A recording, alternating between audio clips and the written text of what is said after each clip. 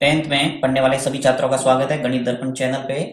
हम पढ़ रहे हैं बोर्ड ने जो जारी किया है नमूना प्रश्न पत्र, यानी जैसा आपको पेपर मिलेगा बोर्ड के अंदर उस पैटर्न पर आधारित बोर्ड ने एक पेपर जारी किया है। उस पेपर को मैं सॉल्व करवा रहा हूँ। सबसे पहले तो हमने पहला प्रश्न है वो पूरी तरह से सॉल्व कर दिया था और आपने पूरी तरह से इसको अच्छे ढंग से समझ भी लिया होगा।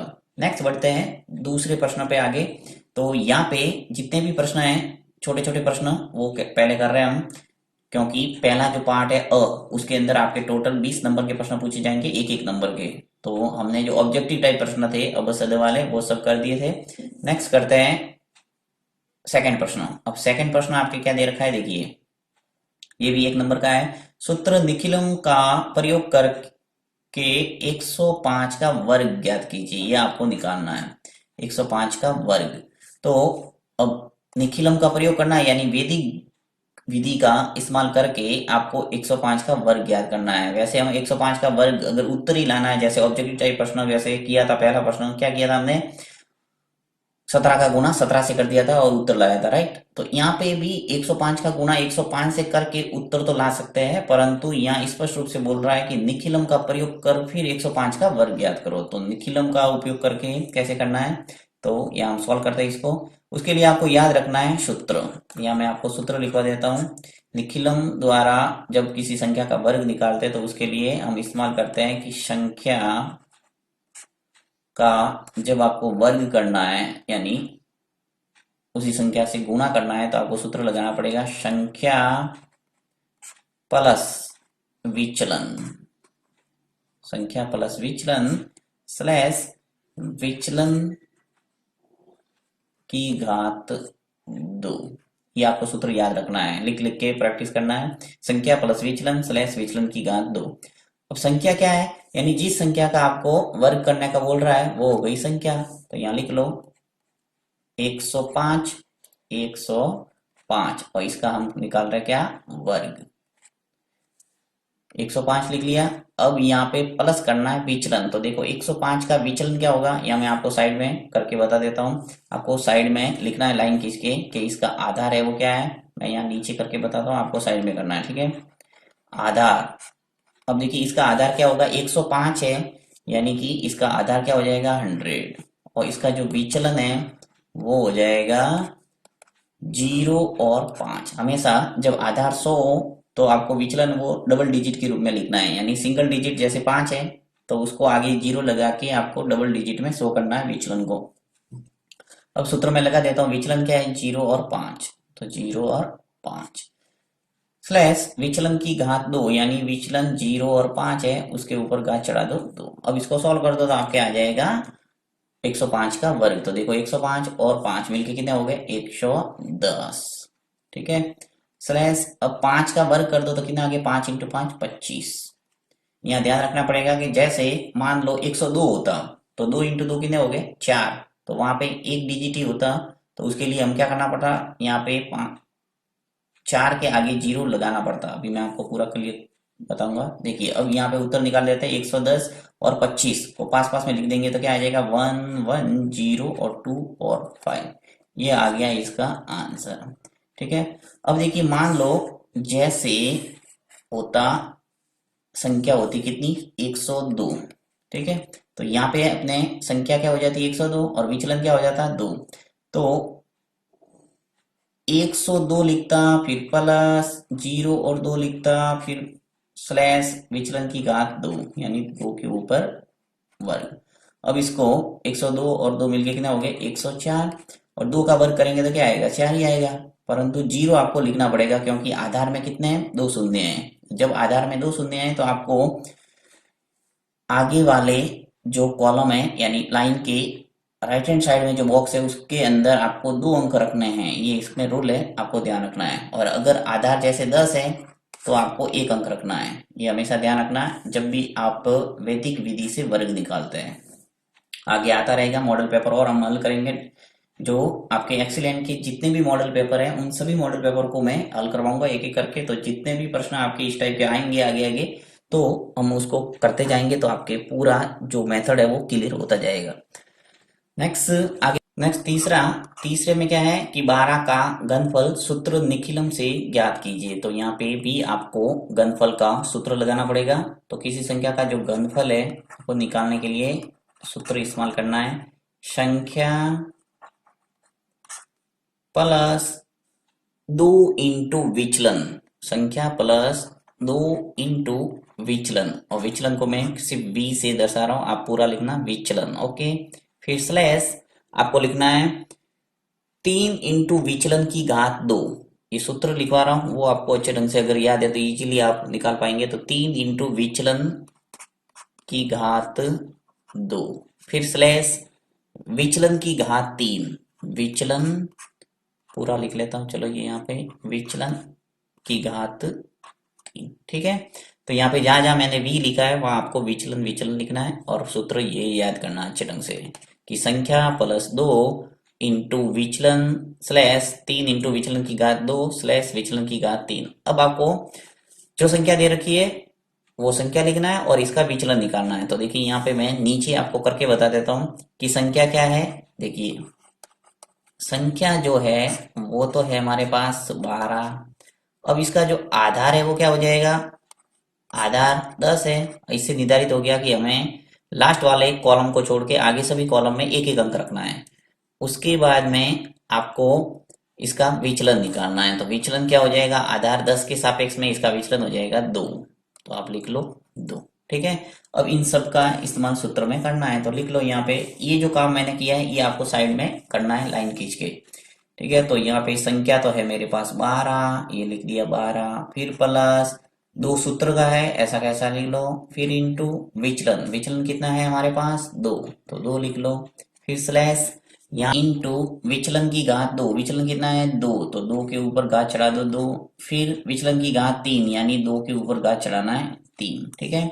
अब हल कर दो, यहाँ पे 12 ऐसा कैसा रखो एक बार, फिर प्लस 2 इंटू 2 करो 4 हो गए, फिर स्लैश 3 इंटू 2 के ऊपर घात 2 है कितने हो गए 4, फिर स्लैश 2 इंटू 2 इंटू 2 कितने हो जाएंगे 8, ठीक है। अब जोड़ते जाओ, यहाँ पे ये ध्यान रखना है ये जो 1 1 1 ब्लैक दिख रहा है ये सब आपके अंक है। तो मैं यहाँ जो रेड पेन से लिख रहा हूँ उसी पर आपका ध्यान जाना चाहिए, इससे कंफ्यूज नहीं होना कि ये क्या है, ठीक है। ये जो है वो उस पर ध्यान नहीं देना आपको। अब मैं यहाँ पे सॉल्व करता हूँ इसको कि 12 और 4 कितने हो गए 16, 3 और 4 का गुणा कर दो कितने आ गए 12, और ये 8 ऐसा का ऐसा। अब इसमें रूल क्या है, अभी मैंने आपको बताया था दूसरे प्रश्न में कि जब आधार 100 होता है तब दो दो अंक रखने हैं इन बॉक्स, इस लास्ट बॉक्स को छोड़ के ये जो बॉक्स है इस बॉक्स में जितने भी अंक होते हैं चलता है, परंतु आगे जो भी बॉक्स होंगे जैसे ये बॉक्स या ये बॉक्स ऐसे समझ सकते हैं, ये कॉलम और ये कॉलम, तो इन कॉलमों के अंदर आपको एक एक अंक रखना है यहाँ पे। तो क्योंकि यहाँ आधार कितना है 10 और 10 में एक शून्य नजर आ रहा है तो इसे याद रख सकते हैं कि एक एक अंक रखना है। यदि आधार 100 है तो यहाँ पे जितने भी कॉलम है आगे उसमें दो दो अंक रखने हैं। तो ये रूल है वैदिक विधि से जब भी हम वर्ग निकालते हैं या घनफल निकालते हैं। तो यहाँ पे देखिए कि जो यहाँ 8 है इसको तो स्थिर रखना है ऐसा का ऐसा, यहाँ पे ये 2 है इसको तो ऐसे ही रखेंगे, ये जो 1 है इसको पीछे भेज दो, यानी जोड़ेंगे इसके अंदर 16 के अंदर, तो 16 के अंदर जोड़ेंगे तो आपके आ जाएगा 17। तो यहाँ लिख लो तो हमें 17। अब पास पास लिख लो 1 7 2 और 8, ये आ जाएगा इसका आंसर। यानी 12 का जो घनफल है वो कितना आ गया 1728।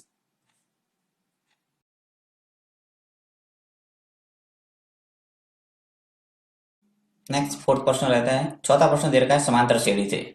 तो समांतर श्रेणी दे रखा है 6 9 12 15 डैश डैश डैश का सातवां पद ज्ञात कीजिए। यहाँ पे आपको सातवां पद पूछा है यानी कि nवें पद वाला सूत्र लगाना है। तो सबसे पहले जो समांतर श्रेणी दे रखा है उससे हम क्या करेंगे, प्रथम पद और सार्वंतर निकालेंगे। तो यहाँ मैं लिख लेता हूँ एपी जो दे रखी है वो एक बार लिख लेता हूँ आपको। एपी क्या है हमारे पास, एक तो 6 है, एक 9 है, एक 12 है और एक 15 है, और फिर डैश डैश डैश ये आगे कंटिन्यू बढ़ती रहेगी। अब इसका सातवां पद आपको पूछा है तो सबसे पहले निकालना क्या है प्रथम पद। तो लिख लेता हूं मैं प्रथम पद, और प्रथम पद को लिखते हैं ए से। तो आपको ध्यान रखना है कि ए होता क्या है, जो भी सीरीज दे रखी है एपी यानी समांतर श्रेणी दे रखी है, उसका जो पहला पहला पद होगा वो हो जाएगा ए। बस। तो यहाँ पे मैं लिख लेता हूँ 6, ये तो हो गया ये। उसके बाद में याद रखना है सार्व अंतर निकालना है। ठीक है, तो सार्व अंतर को लिखते हैं डी से, यानी डिफरेंस। सार्व अंतर कहते हैं किसको है? दूसरे पद में से प्रथम पद को घटा दो। तो दूसरा पद कितना दे रखा है? 9। ठीक है, इस 9 में से इस 6 को घटाना है, तो आ जाएगा आपके पास सार्व अंतर। तो 9 में से 6 गया तो क्या आ गया? 3। तो यहाँ लिख लेता हूं मैं 3। सब में आपके 3 3 ही अंतर मिलेगा। देखिए 9 में से 6 घटाएंगे तो 3 आएगा, 12 में से 9 घटाएंगे तो 3 आएगा, 15 में से 12 गया तो क्या आया? 3। इसे ही कहते हैं सार्वंतर। ठीक है, तो आपके पास प्रथम पद आ गया और सार्वंतर आ गया 3। तो अब इजीली आप जो भी पद पूछा है वो निकाल सकते हैं। आपको पूछा क्या है? सातवां पद। तो सूत्र लगा देते हैं। ये आ गया सूत्र, यहाँ पे ए एन बराबर ए प्लस एन माइनस 1 और ये डी। अब सूत्र याद करना ही पड़ेगा, इसका कोई इलाज नहीं है। तो ए, अब आपको पूछा है कि सातवां पद, तो यहाँ लिख लेता हूं मैं ए और एन। ये जो एन है वो नंबर, यानी कि आपको जितना पद पूछा है वो लिखना है। तो यहाँ सातवां पद पूछा है तो 7 लिख लो, बराबर।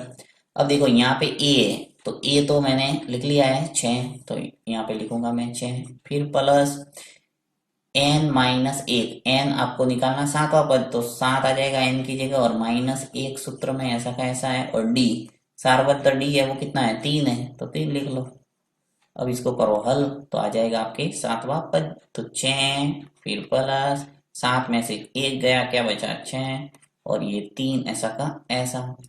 अब देखो 6 फिर प्लस 6 और इंटू 3। तो इस बात का आपको ध्यान रखना है कि पहले गुणा करना और उसके बाद में जोड़ना। ये बोर्ड मास का रूल है, ये आपको अच्छे ढंग से याद होना चाहिए। ऐसे नहीं कि आप 6 और 6 जोड़ दो पहले और फिर जो 12 आएगा उसका गुणा कर दो आप किससे? 3 से, तो ये गलत हो सकता है। तो यहाँ पे क्या करेंगे? 6 को ऐसे कैसे रखूंगा, एक बार 6 का गुणा 3 से कर दो, कितने हो गए? 6 तिया 18, तो ये आ गया 18, और 6 और 18 जोड़ेंगे तो आ जाएगा अपने पास 24, यानी कि 24। ये 24 आ जाएगा आपके पास सातवां पद। ये आ गया आंसर।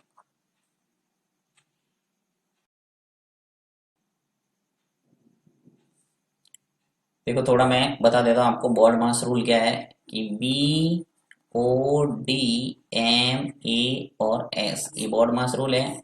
और यहाँ पे जब भी हमारे पास इस टाइप की कोई सीरीज मिलती है जिसके अंदर जोड़ भी हो, गुणा भी हो, भाग भी हो, तो उसको किसको पहले करना है? इस रूल के हिसाब से करना है। कि जैसे देखिए बी का मतलब होता है ब्रैकेट, तो कहीं आपने देखा होगा कि ब्रैकेट लगे हुए होते हैं, और इसमें भी आपके छोटा कोष्टक, फिर मंजिला कोष्टक और बड़ा कोष्टक, तो उसको कंटिन्यू हल करना है। उसके बाद में ओ का मतलब ऑफ, डी का मतलब डिवीजन, तो सबसे पहले भाग को हल करते हैं, फिर मल्टीप्लीकेशन यानी एम, ए का मतलब एडिशन, और अंत में करते हैं एस यानी कि सब्सट्रैक्शन। बाकी है वो अंत में करना है। तो ये रूल है। इसको अगर डिटेल में आपको जानना है तो इसका वीडियो बना हुआ है, आप प्लेलिस्ट में जाके बॉड मास रूल को देख सकते हैं। और बहुत ही अच्छे ढंग से मैंने अलग अलग एग्जाम्पल लेके इसको समझाया हुआ है। तो यहाँ में हमारा सिर्फ यही काम है कि इसको इस्तेमाल कैसे करना है वो मैंने आपको बता दिया। कि पहले आपको हमेशा यहाँ से, जैसे गुणा भी है और प्लस भी है, तो पहले क्या किया हमने? गुणा, 6 का गुणा 3 से किया तो क्या आ गया? 18, और फिर जोड़ा मैंने 6 को तो आ गया 24। अगर जैसे ये करते, देखिए 6 और 6 जोड़ता मैं तो कितना आ गया? 12, और फिर इंटू कर देते 3, तो आ जाता हमारे पास 36, जो कि क्या हो जाता है? गलत। तो पूरा ध्यान रखना है, परीक्षा के अंदर हम छोटी सी मिस्टेक करके पूरा सवाल है वो बिगाड़ देते हैं, इसलिए आपको ध्यान रखना है। नेक्स्ट।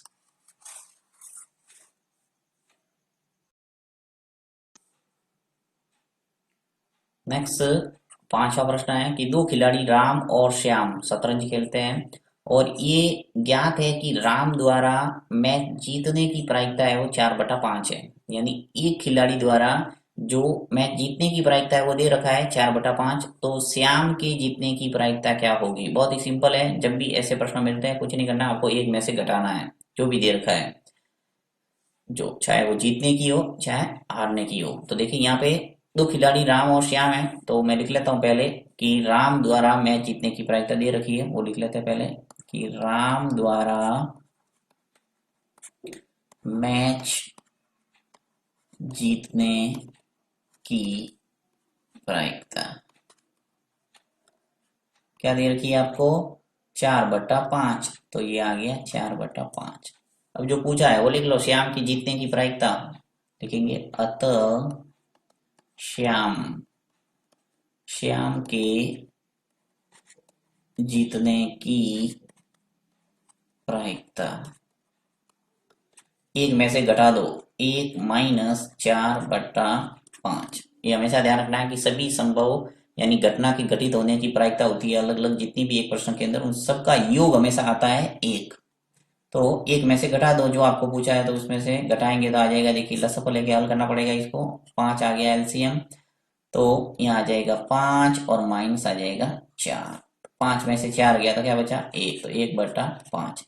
अतः श्याम के मैच जीतने की जो प्रायिकता है वो क्या आ गई, 1/5। तो इस ढंग से आप इजीली निकाल सकते हैं।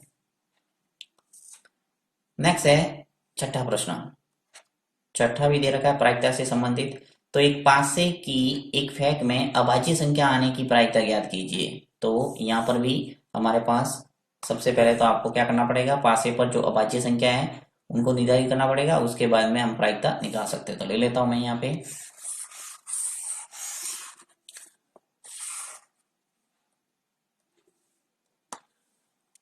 छठा प्रश्न ले रहा हूं, ठीक है। एक पासे की एक फेंक में, सबसे पहले लिख लेता हूं मैं, एक पासे पर हल कर रहे हैं हम किसको, छठे प्रश्न को। आप नोट्स बनाते रहना। एक पासे पर कुल एक पासे पर कुल अंक है वो कितने होते हैं, कुल अंक कौन कौन से हैं, यहाँ लिख लेता हूं मैं। एक तो 1 होता है, एक 2 होता है, एक 3 होता है, 4 होता है, 5 होता है और 6 होता है, ठीक है। पासे पर टोटल 6 अंक होते हैं, ये सब जानते होंगे आप। अब इसमें से जो अभाज्य संख्या है वो नीचे लिख लो। अभाज्य संख्या कौन कौन सी है, अभाज्य संख्या, अभाज्य संख्या एक तो 2 है, एक 3 है और एक है 5। वे सभी संख्या जिसमें स्वयं के अतिरिक्त किसी संख्या का भाग नहीं जाता है, वो सब संख्या क्या कहलाती है, अभाज्य संख्या। तो यहाँ पे देखिए 2, 3 और 5 क्या हो जाएगी, अभाज्य संख्या। तो यहाँ मुझे पूछा है कि अभाज्य संख्या आने की प्रायिकता, तो यहाँ लिख लेते हैं, अभाज्य संख्या प्राप्त होने की प्रायिकता या आने की प्रायिकता, कुछ भी लिख सकते हैं। तो अभाज्य संख्या प्राप्त होने की प्रायिकता, अभाज्य संख्या प्राप्त होने की प्रायिकता बराबर, सूत्र क्या लगाना है, अनुकूल परिणाम बटा कुल परिणाम। तो आपको बता देता हूं, ये सूत्र आप बड़े बड़े सवालों के अंदर भी लगाओगे, अनुकूल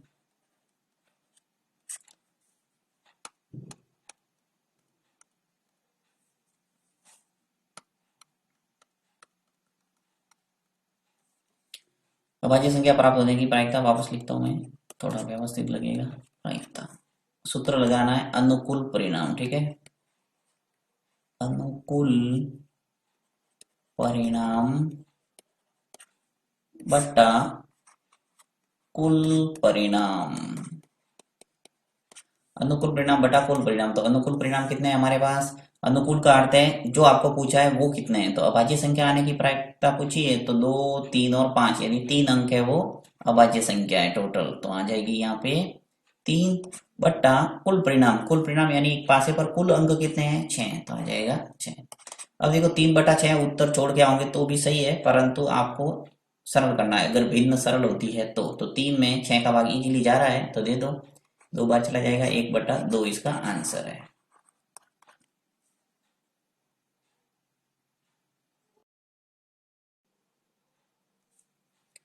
नेक्स्ट है सातवां।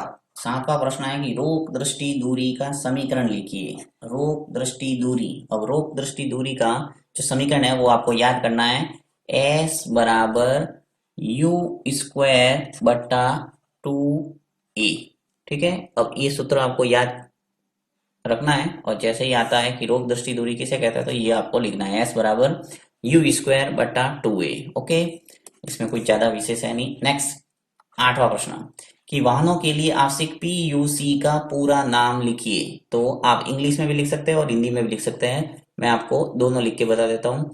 अगर हिंदी में लिखना चाहें तो लिखना पड़ेगा आपको प्रदूषण नियंत्रित प्रमाण पत्र। ठीक है, प्रदूषण नियंत्रित प्रमाण पत्र, प्रमाण पत्र। ठीक है, दूसरा है अगर इंग्लिश में लिखना चाहे तो लिख सकते हैं पॉल्यूशन, POLLUTION,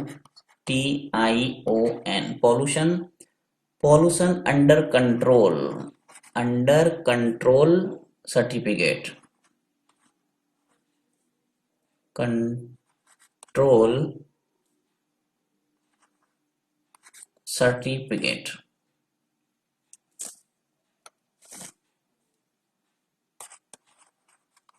सर्टिफिकेट ओके, तो ये आप इंग्लिश में भी लिख सकते हैं। तो जो भी आपको भाषा सूट होती है वो लिख सकते हैं, प्रदूषण नियंत्रित प्रमाण पत्र और pollution under control certificate. Next है बिंदु 2, 3 और 5 और 6 के बीच की दूरी। आपको दूरी सूत्र लगा के इनके बीच की दूरी निकालना है। तो निकाल देते हैं हम।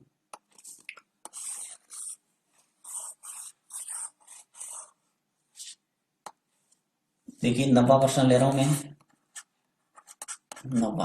90 में बिंदु दे रखे एक तो 2 और 3, एक दे रखा है 5 और 6 और इसके बीच की दूरी निकालना है। तो सबसे पहले मैं आपको बिंदु लिख देता हूं यहाँ कि 2 और 3 एक तो, और दूसरा पॉइंट है हमारे पास 5 और 6। इसके बीच की दूरी निकालना है। तो यहाँ लिखेंगे दूरी, ये दूरी सूत्र है, आपको याद करना है ये भी। दूरी सूत्र बराबर होता क्या है कि root of x2 minus x1 का whole square plus y2 minus y1 का होल स्क्वायर। अब x2 क्या है और y2 क्या है, x1 क्या है और y1 क्या है, ये आपको ध्यान रखना। देखिए पहले ब्रैकेट के अंदर जो भी संख्या होगी वो x निर्देशांक और दूसरा होगा y निर्देशांक। तो ये तो हो गया x1 और दूसरा हो गया y1, यानी पहले ब्रैकेट के अंदर 1 1 और दूसरे के अंदर 2 2, ये ध्यान रखना है। तो ये हो गया x2 और ये हो गया y2। अब बस घटा दो। तो x2 माइनस x1 करना है, यानी कि 5 माइनस 2 करेंगे और इसका स्क्वायर कर दो, स्क्वायर, फिर प्लस y2 माइनस y1 यानी कि 6 माइनस 3। ठीक है, 6 माइनस 3 और उसका कर दो स्क्वायर। हल करेंगे तो आ जाएगा हमारे पास दूरी। देखो 5 में से 2 गया तो क्या बचा हमारे पास 3 और उसका स्क्वायर, फिर प्लस 6 में से 3 गया तो क्या बचा 3 और उसका स्क्वायर, फिर रूट 3 का वर्ग करेंगे तो क्या आएगा 9, फिर प्लस 3 का वर्ग करेंगे तो आ गया 9, रूट ऑफ 9 और 2 मिलके कितने हो गए 18। ठीक है, अब रूट ऑफ 18 लिखे तो भी सही है। अगर इसको एस ढंग से भी लिख सकते हैं कि इसको मैं क्या लिख सकता हूँ 9 इंटू 2 लिख सकता हूँ। 9 का गुणा जब 2 से करूंगा तो क्या आएगा 18। तो अब 9 का वर्गमूल निकलता है, इसलिए इसको लिख लो बाहर 3 और ये जो 2 है वो ऐसा कैसा रह जाएगा रूट के अंदर। तो ये आ जाएगा इसका आंसर 3 रूट 2। ये आ गया इसकी दूरी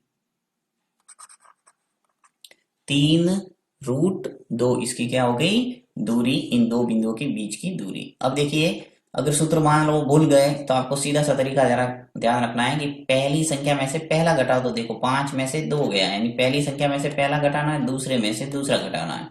यानी 5 में से 2 गया, देखिए 5 में से 2 गया उसका वर्ग करना है, फिर 6 में से 3 गया और उसका वर्ग करना और सॉल्व कर दो रूट लगा के, तो आ जाएगा आपके पास दूरी। नेक्स्ट है 10वां प्रश्न। 10वां दे रखा है कि एक नियत बिंदु से सदैव समान दूरी पर चलने वाले बिंदु का बिंदु पथ क्या होगा। तो ये पता ही होगा आपको क्या होता है वृत्त। देखिए थोड़ा समझ लेते हैं कि नियत बिंदु से, यानी मान लो एक बिंदु हो गया, ठीक है ये, और इस बिंदु से सदैव समान दूरी पर, यानी एक फिक्स दूरी मैंने तय कर दी मान लो ये दूरी है और इस दूरी से सदैव समान दूरी पर चलने वाला बिंदु का बिंदु पथ, यानी ये दूरी समान फिक्स कर दी मैंने, और ये से चलने वाला बिंदु का जो बिंदु पथ है वो क्या हो जाएगा, वृत्त। तो इस ढंग से आप समझ सकते हैं कि ऐसा प्रश्न आता है तो आपको लिखना है वृत्त। नेक्स्ट है, एक पासे को फेंकने पर 4 से छोटा अंक आने की प्रायिकता। देखिए पासे से संबंधित टोटल 3 सवाल हो गए यहाँ पे, सॉरी प्रायिकता से संबंधित 3 प्रश्न हो गए, यानी 3 नंबर तो सिर्फ प्रायिकता ही आपको दिला रही है अगर इस टाइप के प्रश्न पेपर बनता है तो यहाँ पे एक पासे को फेंकने पर 4 से छोटा अंक, तो पासे पर टोटल अंक कितने होते हैं, 6। तो वापस मैं बता देता हूँ,